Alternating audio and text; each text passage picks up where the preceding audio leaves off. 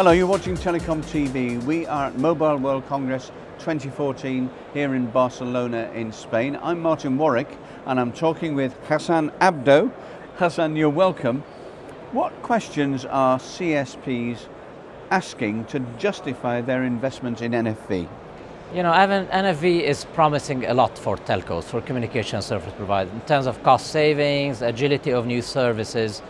Despite all of these promises, the telcos are asking specifically, what real cost savings is it driving for us? Is it really delivering on the promise of CapEx savings, OpEx savings? Can you show us in a real business case those potential derived cost savings? And in addition, what possibilities does it bring to us in terms of new services? Okay, what are the CSPs most concerned about in terms of saving money? Is it OpEx, CapEx, is it more than that? I can tell you they're more concerned with OpEx.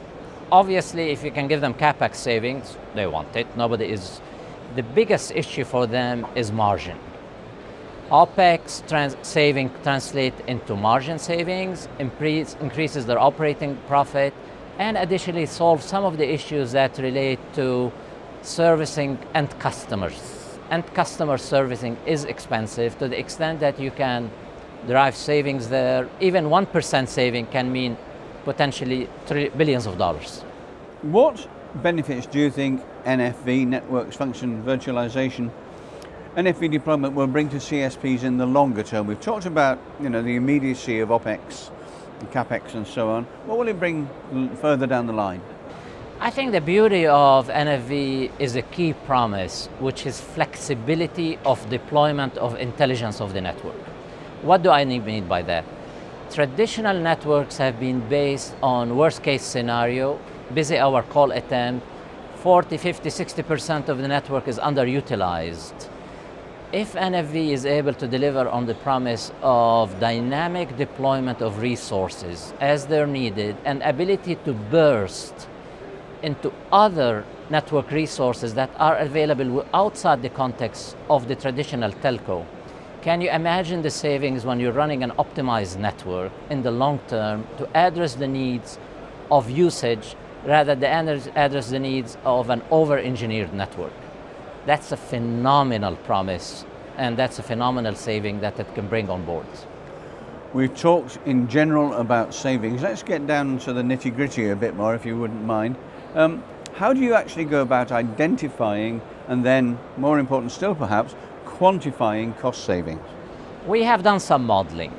So cost has to do with direct hardware cost, direct software cost, the full life cycle of costs that include deployment, services, operating cost services, and others. So what we have done is we have modeled it across multiple scenarios, starting from small, medium, and large configurations.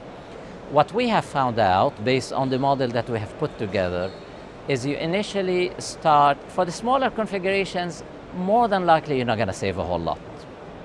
Probably less interesting in the initial phase. Mm-hmm. But once you start increasing your size of the configuration, acquisition cost saving become important, and over time you're going to see significant OpEx saving. And we have modeled savings in the neighborhood about 24-25%, which is quite significant actually, depending on the level of the configuration and the size of the configuration. Can you tell us about the derived cost savings related to both CapEx and OpEx for a vCPE use case? So this is what I was talking about. We have modeled the virtual CPE, which is typically a standalone device. Absolutely. This device nowadays is going to run on a standardized computing environment, which is an x86 typical computer. Yeah. So that in its own right is going to bring OpEx saving, because from an operating perspective, it's going to be lower power supply, ability to service it is going to be lower. More than likely, for certain configuration, the hardware component is going to be cheaper than a standalone.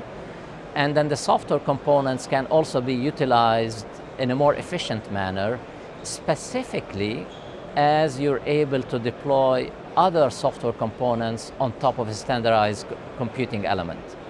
And over the life cycle of a certain configuration, you, like I said previously, might be able to achieve cost savings anywhere from 15, 20, or even 30%, depending on the modeling that you put in place. Yeah.